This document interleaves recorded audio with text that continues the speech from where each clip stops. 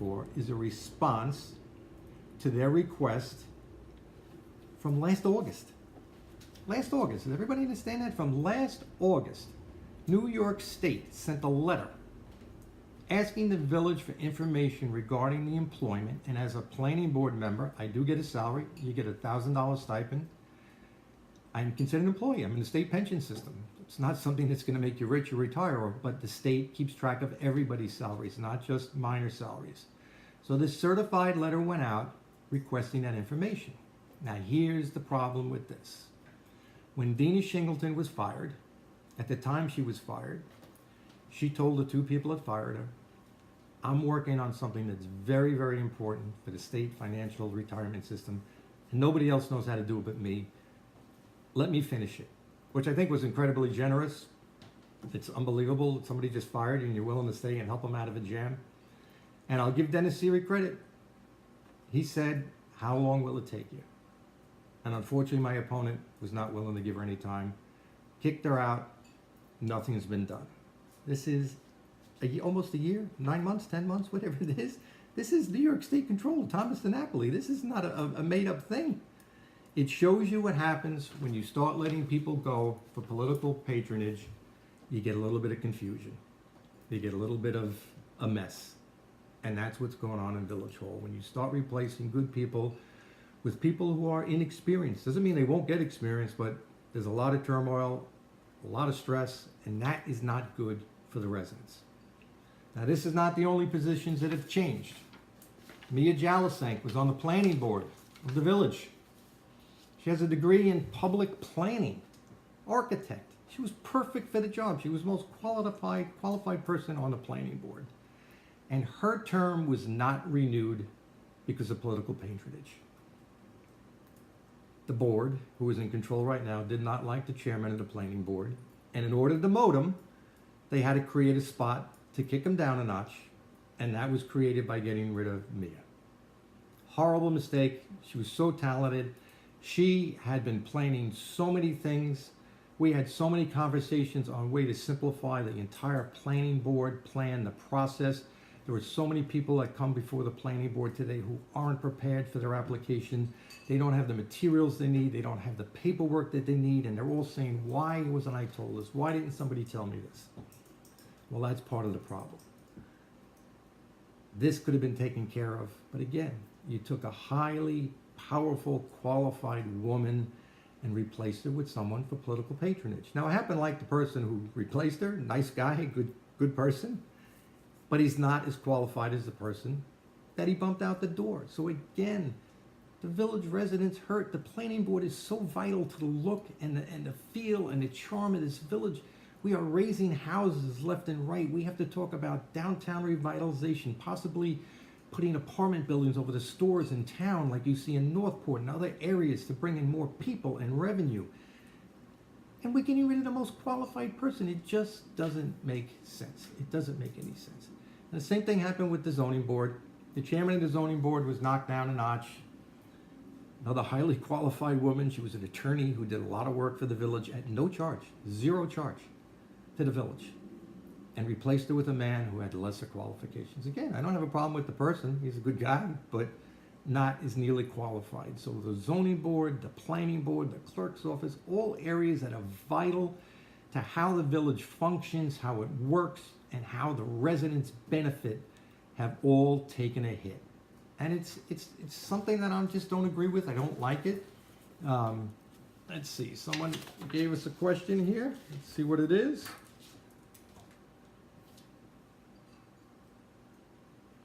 Okay, someone is asking me about the pension paper and what is about. She couldn't see it on the screen. All right. The pension paper is a letter from the Comptroller's office, and it says, to date, and this was dated January 11th of this year, certified mail, it's recent, it's not something that's old. We have not received a satisfactory response to our correspondence dated August 11th, 2017, and they enclosed a copy of the original correspondence. As authorized by 2 NYCRR section 315.4, continued failure to comply with the retirement system's request for information will result in the suspension of crediting of salary and service earned with the Village of Amityville for the following officials. And again, there's 11 officials are on here. I believe the mayor's on here himself, village attorney, village judge, members of the planning board, zoning board, and members of Village Hall.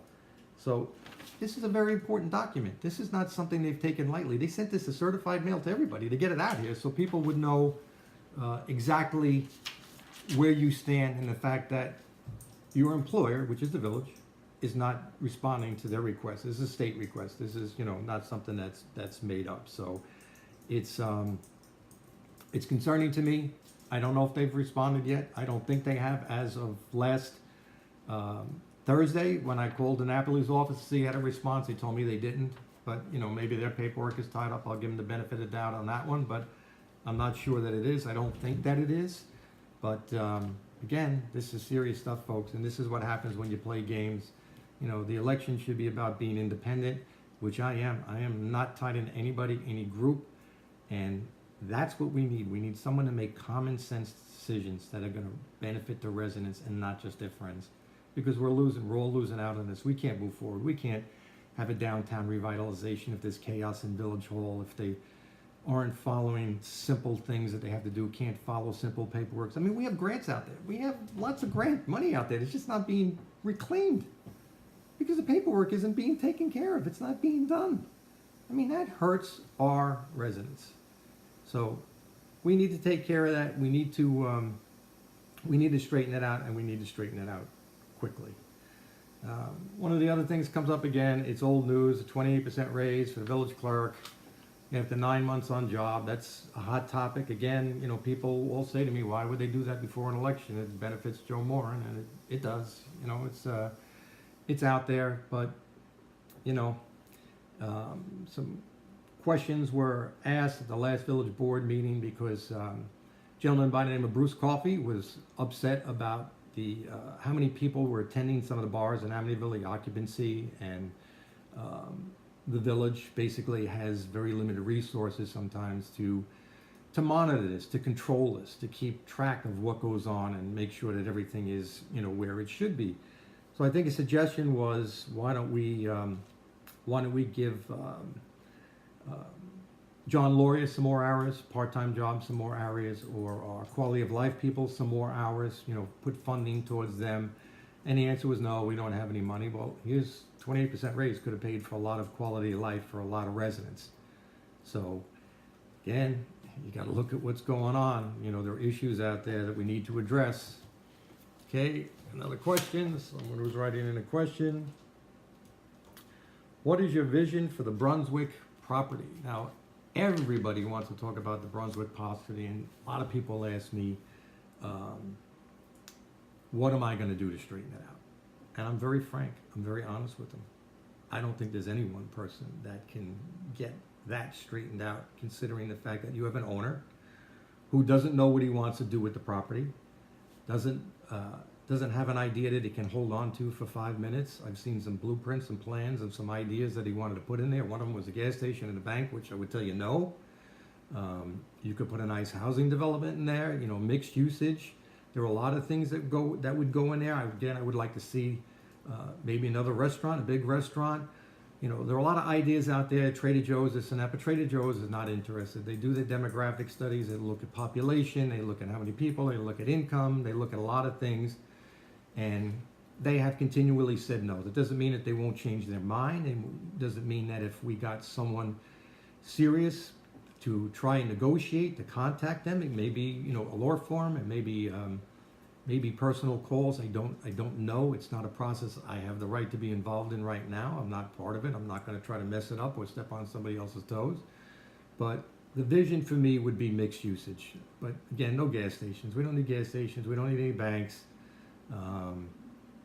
We need to be serious about it. But it's not going to start until we literally try to get in touch with the owners, sit down, negotiate, and really try to jumpstart this thing. Now, I'm not saying that it hasn't been done or hasn't been tried, but nobody's been successful. A lot of boards, not just this board, so I'm going to give them credit for that.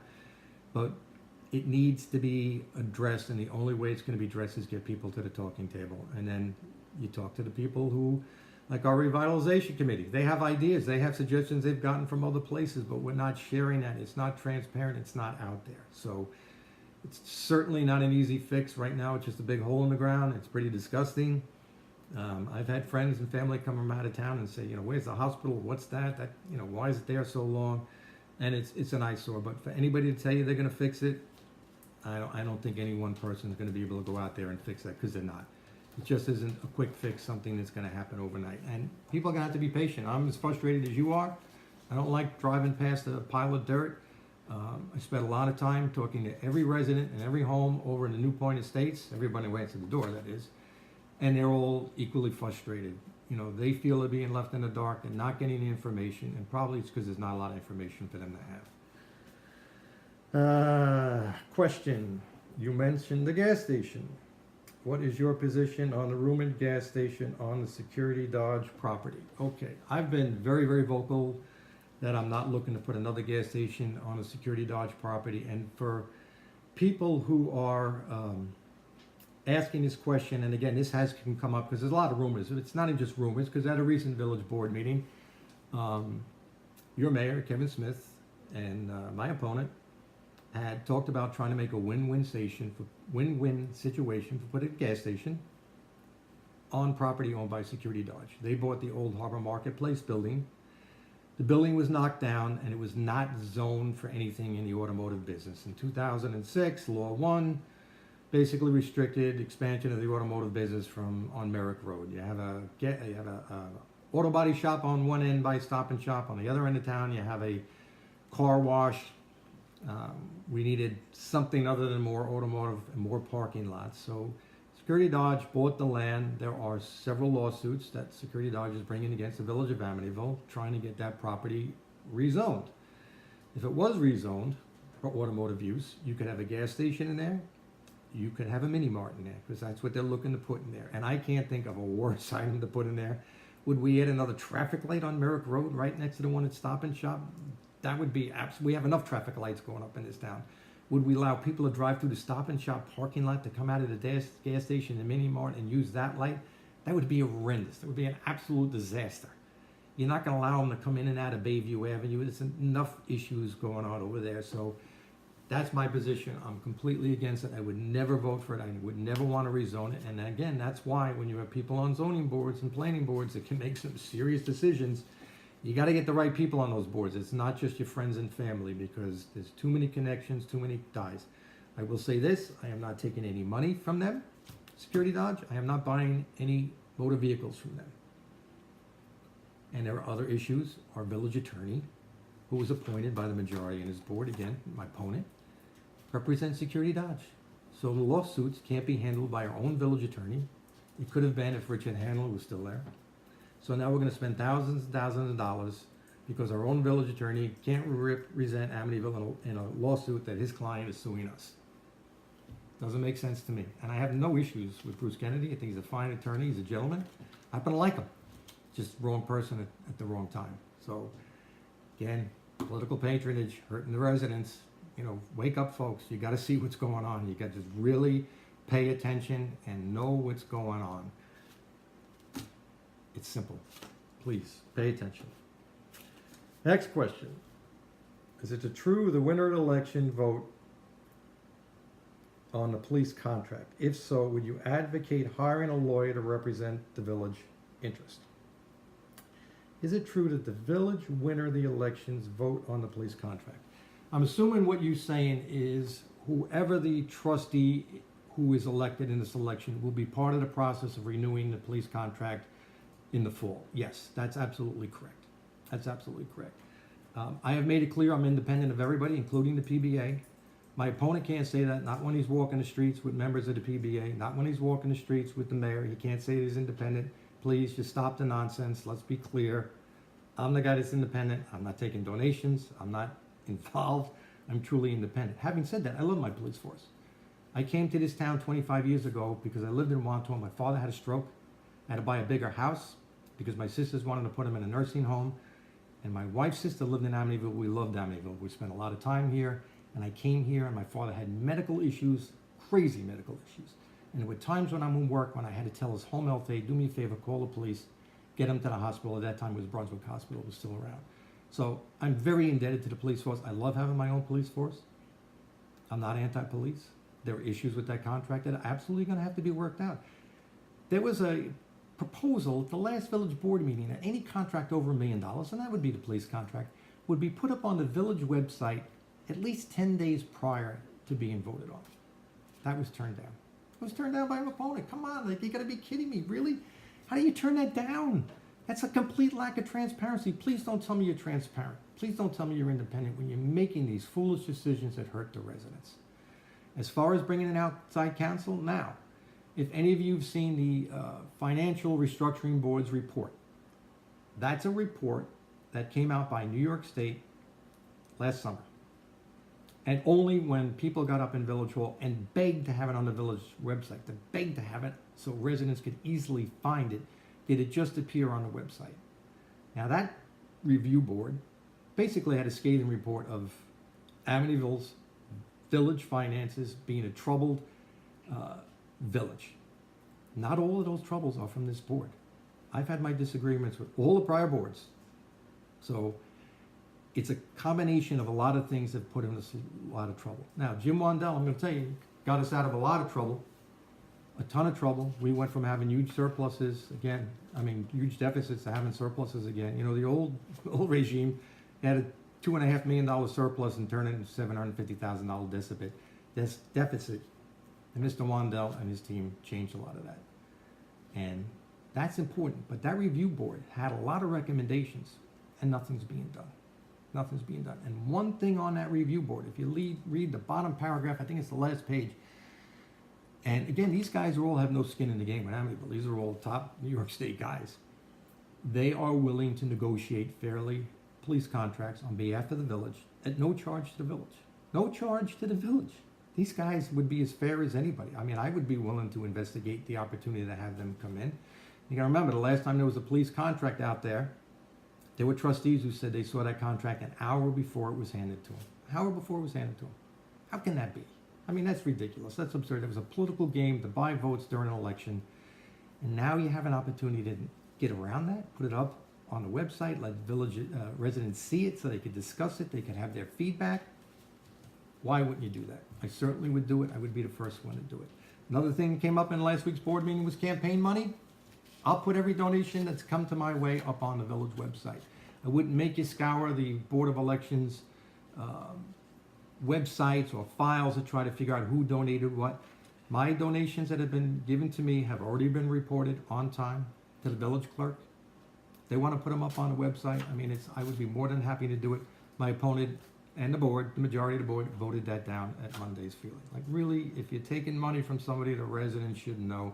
It's real simple. If you're taking money from organizations, clubs, businesses, contractors that are going to come into the village and have millions of dollars worth of business, outside organizations, the residents have a right to know. And again, I'm not taking a penny from anybody, so it really doesn't hurt me. I'm willing to be transparent. You have to question why there's no transparency on the other side. It's mind-boggling. I can't explain it. I don't know how no one has explained it, but it's out there. Let's see, Joe, can you get the village to apply for additional funding for programs that were recommended by the Financial Review Board? I would certainly look into it and try. Again, I'm not sure how I could get village officials to apply funding if I was not there to work on the budget and make sure that it would be available. But again, everything goes back to balanced budgets. You have a balanced budget and you're allocating money properly. Your contracts are fair. They're win-win for any organization, the residents. There will be more money available. And that money will be available to do exactly what they're looking to do. Some of these things don't necessarily require a lot of money. They're not things that are generally something that's going to, blow the budget as far as money and finances go. But I certainly would be willing to look at that. But again, it goes back to, what are we doing with our dollars? Where is our money? Should we be putting into giving friends and family raises? Should we be putting it into quality of life issues? Should we be not spending money on outside attorneys that certainly could pay for things like these? There's tons of solutions to these problems if we play the game right. Simple. Doesn't take rocket scientists. You know, I spent 20 some odd years working in Manhattan, public firms, doing budgets, dealing with public companies, Security and Exchange Commission, Wall Street. You know, those people all want answers, and when you don't have the right answer, you're out the door. It's not as simple as, oh, well, we'll do without this for now, or we'll raise the taxes for now, or oops, our bond rating is going to go down again. You know, we're financially stressed. Wall Street knows it, everybody knows it, so you have to be wise with your dollars. You can't keep pretending that the money grows on a tree. Have you reached out to Mr. Whaling requesting a public forum to openly discuss taxpayer concerns? The best thing I can tell you that is if you go to the replay of Monday night's board meeting, again, it's on the website, BillMorin4Amityville.com. It's been on Facebook Live. You will see the answer is yes. I've posted on my Facebook page over and over again. A woman got up at Village Hall on Monday night and asked Mr. Whalen would he be willing to do that. She mentioned my name, said, would you willing to talk to him? Talk about whatever you want in the budget. Finances, flyers that have been going through the neighborhood, any kind of issues, programs, suggestions. And I've always said yes, I would meet anywhere, anytime. In the past, I've attended some Meet the Candidates night, which for some reason last year wasn't held and this year was not held. When the person who held those meetings was asked what happened, what changed, why all of a sudden are we not having, you know, open debates, open forums, town hall meetings, the answer was, I don't have to tell you. Now, come on, folks. I mean, it's really getting silly. It's getting ridiculous what's going on here. It's getting to be paid in place. And I'm the only guy fighting it. I'm the only guy questioning it. I'm the only guy saying this doesn't make sense. We need to change, and I'm fighting for the residents. This is not fun. Let me tell you something. Going through an election in this town is not an easy thing to do. It is not fun. You are out 24/7 every second that you can. I'm working 6, sometimes 7 days a week. Every minute I'm out in the cold, I'm out in the rain. This is not easy to do. It's not something you just wake up and say, okay, I'm going to do this. Believe me, I'm getting a lot of criticism. There have been a lot of lies and smears against me, my family, Little League. I mean, ridiculous things about Little League that are just absurd, that have nothing to do with this, that are untrue. And I'm here. That's why I'm here tonight. I'm willing to discuss anything. I haven't put anything off topic. I haven't said we're not discussing this, we're only discussing this. I'm here. Ask me any question you want. As long as it's civil and it's realistic, I will gladly talk. I'll discuss it. I would meet anywhere, anytime, but apparently that's not going to happen, and it's shameful. It didn't happen in the last election, and that was upsetting to me. It was the first time in a long time, and it just goes back to what I've been saying all along. I'm the guy that's transparent. I mean, there's nothing like this going on in this village, so you can have all the campaign fundraisers and private meetings with your friends that are all going to show up. Yeah, woohoo, wowee, that's great, that's wonderful. My friends show up, the other guy's friends show up. You know, you have a couple of beers and you pat each other on the back. It's not real. Come on. We have opportunities. We have schools. We have gymnasiums. We have places where we could all meet. Big crowds, open questions. My suggestion was to have Pastor David Anglin, who had agreed in prior elections to be a moderator. I said, let's pick somebody completely neutral. If you don't trust the Pastor David Anglin, to ask fair questions, then there's no reason to even think about having a debate. I'll have anybody ask the questions. I don't care. Somebody who hates my guts can ask the questions because I'm going to answer the right answers. So that's why that's not happening, is because I have all the answers. So there's no reason to not have a debate. It's a little silly. It's a little foolish. So keep asking questions. I'll keep answering them. It's great. Next question. What are the biggest concerns from meeting village residents day to day, and how would you handle the concerns? Wow, there are so many different concerns out there. I had people today complaining to me about sidewalks being broken. Potholes, yes, a lot of potholes. If you drive down 110 in the village, it's terrible. We need to get on that. We need to be making calls. I actually made a call on Friday to the Department of Transportation, and a gentleman called me back and asked me to have a call with him on Monday. There are a lot of concerns. People are concerned. Again, it comes up the 28% raise. We could use money for other places. People have expressed concern with having the highest paid paid police force in the state. That's a valid concern. Does it make them anti-police? There are people who have PBA signs on the lawn asking me that question, who are very, very concerned on a new contract. They want it to be a win-win situation. There are energy uses. People are asking us why we're not jumping on, energy savings, LED lighting. What are we gonna do about parking lots? The beach looks at like a war zone. There are a lot of people who are concerned that live down by the beach. There was a lot of issues with teams that play softball down there urinating out in public in the bushes, in the ocean, by the fields and stuff like that, because the beach bathrooms were locked. Those are all simple things that should be able to be worked out. Political patronage is always a problem. People are worried about who's coming and who's going, and turmoil in Village Hall. So there are a lot of issues. A lot of them are mixed, but some of them are pretty common. It's really salaries, contracts. Some people complain about DPW and snow removal, and I personally think they do a great job with limited resources, limited equipment, not a lot of men. I love what DPW does. They've been great for me as someone who's been president of Little League for 20 years. They rake all my ball fields. They're Johnny on the spot. They take care of things. I see those guys. They work hard. They have a heart. They have a real heart. There are a lot of rumors out there that maybe the fire department's not going to be funded vehicles or stuff like that. And there are things that are out there that are not necessarily accurate. There are silly things that go out there, but everything's an issue. I mean, there are people who complain about neighbors' cats. Like, those things, I'm not promising anybody stuff like that. So, serious issues, yes. I'll sit down, I'll talk with you, brainstorm, try to come up with ideas. But, some of the nuisance issues of people complaining about train station not having enough security. It's something you can bring up. You can talk to your police chief. They feel they're unsafe. They have women are coming out late at night. It's dark, getting off a train. I mean, so there's a lot of different issues. It's not just one. I have always suggested to people to go to board meetings, get up and speak. People tell me they're afraid. I don't know what they're afraid of, but they are. And you can always send a letter. You can always send a letter if you don't want to get up and speak. Some people just aren't comfortable public speaking, and I get that too. I did it all my life. I did seminars, I did teaching classes, I did training classes, so speaking to people or getting in front of a camera is certainly not something that makes me nervous. But there are a lot of issues out there. Some are real, and I guess some are not. But what are your thoughts on commercial properties with temporary trailers for years?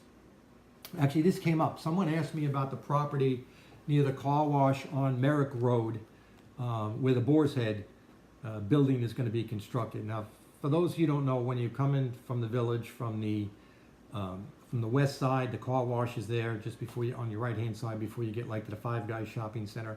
And there are trailers there. Those trailers have basically temporary trailers while construction can be done, building can be done. In that situation, there were problems with the development of that site, although it's been approved. The zoning board, the planning board designs are all set and ready to go, but it sits on that creek out there. There's a little water, there's a stream, a brook, whatever you want to call over there, and there are issues that you have to deal with the DEC that might make those trailers be there a lot longer than we want them to be. But it has to be discussed. It definitely has to be discussed, because basically what you're doing is you're running a business out of a trailer and not a property that could be taxed. It's basic flat land. There's nothing on it. It may not be taxed properly and assessed properly. So you don't want that, because that hurts our residents. That hurts our income. It helps us balance our budget. It's more money that can come in. So I think there has to be a review process every 6 months. You may say yay, you may say no. I mean, that's something that's very, very real. Same thing goes with cars. People want to park cars on the street. There's a lot of issues with people want to park cars on the street for lengthy periods of time. That process gets reviewed by the board, and I would think the trailer process would too. It would be a good thing for everybody to evaluate it and to look at it. Let's see. Would I vote to raise taxes? That's a great question. I would vote to keep the tax increase, if there was one, under the cap. I would make the commitment to stay under the cap. I don't know how realistic long-term you can say we're going to have a 0% tax increase. There are a lot of things that could hurt from that could not benefit from the residents from that.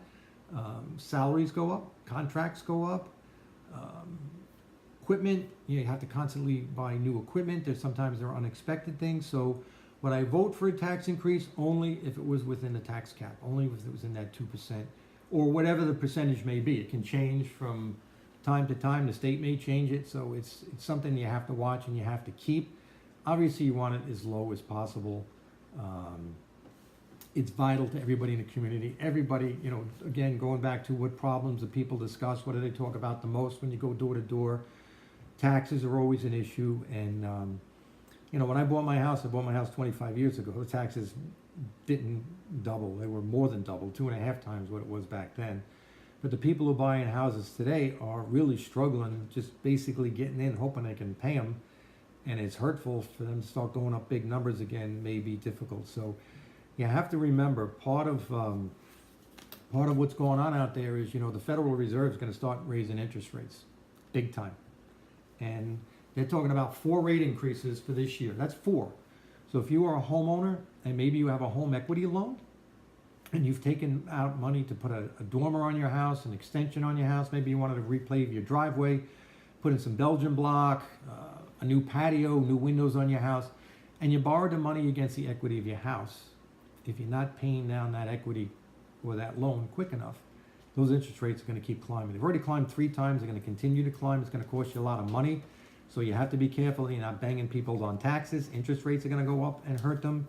Plus, you have to understand, with new tax laws, it may affect what you can deduct, what you can't deduct. So that's huge. That's huge. And you have to take that into consideration, that tax deduction may not be there for a lot of people. Now, a lot of people have said they're going to come out ahead with the new tax plan. Some people don't know. Some people are waiting to have their taxes done, talk to their accountant and see what's going to happen next year when the laws really kick into effect, things along that line. So you really have to watch that. It's got to be careful. But again, that goes to balanced budgeting, putting your money in good spots equally, spread it out, and then you can take care of all the necessities. So that's very, very vital. But would I vote for a tax increase? I would, but nothing big. Nothing that would hurt anybody, because it would hurt me just as much as it would hurt you. And I can tell you, as a parent who's put his 3rd kid through college, my youngest just started medical school, I have a lot of college loans, a lot of student loans that I'm paying for my kids, trying to give them a break. So every penny counts. I know that. And I will fight to keep it low. I promise I'll keep it low, under the cap. Why did Mr. Whalen, was he able, to put large signs on public property in the village? That's a good question. I have, in the past, I've always spoken out about lawn signs. I really can't stand them, to be honestly. You can talk to people who have run in past elections who had way more signs than their opponent, didn't win the election. It's kind of like 1960s thinking, this whole sign thing that some people just can't get away from. They're hooked into this whole sign thing. I've always been told I wasn't born and raised here and living 25 years here. I'm a carpetbagger, and I don't understand the village, which is absurd. It's no way to attract new businesses. It's no way to attract people to invest money. If you tell them you can come here, we want your money, we want you to put a restaurant in, but your opinion doesn't mean anything. You don't know what you're talking about. So signs were always an issue to me. I always said they should be limited. I don't want to step on your freedom of speech. There are villages that do limit them, do prohibit them. Some will limit them for 5 days, 7 days before the election, and I've always said they should be maintained a specific size, basically the small signs. The big billboards are just, meaningless. It's just a lot of noise, a lot of attention, again, going on public property or even your friend's store. It's obscene. It's, the place looks like if you're going down a New Jersey Turnpike and you get on the Atlantic City Expressway and there's a sign for a new casino every 15 feet. I mean, it's vile and disgusting. And if I was elected, I promise you I would bring up a resolution to try to resolve that issue, to limit it, because it's stupid. It really just is. It doesn't make any sense. I'm not a sign guy. I never was a sign guy. And history has proven that the most signs don't mean anything. People go out in the village and they say to somebody, can I put a sign out? And they say yes. Doesn't mean they're voting for you. People are afraid to say no. Now, I will say this. There are signs going out for my opponent that are coming down as fast as they're going up. Because they're not asking people, they're just randomly sticking signs all over the place. And I can name a bunch of places where they've already come down and people have told me that they are angry, that they weren't asked and they just assumed that there was a sign going out there. I'm not doing that. Anybody who has a sign, I'm asking everybody, do you mind if I put a sign out? Will you support me? Will you put a sign out? Some people have said, I'll support you. I'm voting for you. I'm afraid to put a sign. That's okay. I won't put the sign out. I'm very okay with that. I have candid conversations with people about signs. It's a difficult thing. But the problem is a lot of people don't want to say no, but aren't going to vote for a candidate. So it's individual. I don't get crazy over it, but I'm not, it doesn't bother me. Let them do what they want to do. I don't agree with it. You're not going to see it happen with me. I just think it's a scar. It's like a scarlet letter on our village on how we're just, sometimes dysfunctional in what we do. It just doesn't make any sense to me. So nothing that's going to be part of my campaign. I don't want to see the big signs. I would prevent it, especially on public property. There are little pieces of property by the gas stations that they're snuck into corners. I don't know why, but it's a game, and I'm not playing that game. Sorry. Well, I'm not sure what time it is. 9:14. Wow, everybody hung in here for 45 minutes. The plan was to go about a half hour, take questions, give people feedback. So I'm going to wrap it up. You guys can watch the Academy Awards. I'm not watching. I'm really not into a bunch of phonies out there. They don't mean anything to me. Real people, the residents of this village mean more important to me to be out there talking to them, making phone calls. So please come back next Sunday. We're going to do it again, and we're going to do it the Sunday after that. You can email us, you can text us, message us, call us, or go Facebook Live, and we'll answer any questions that's out there. There's nothing that I'm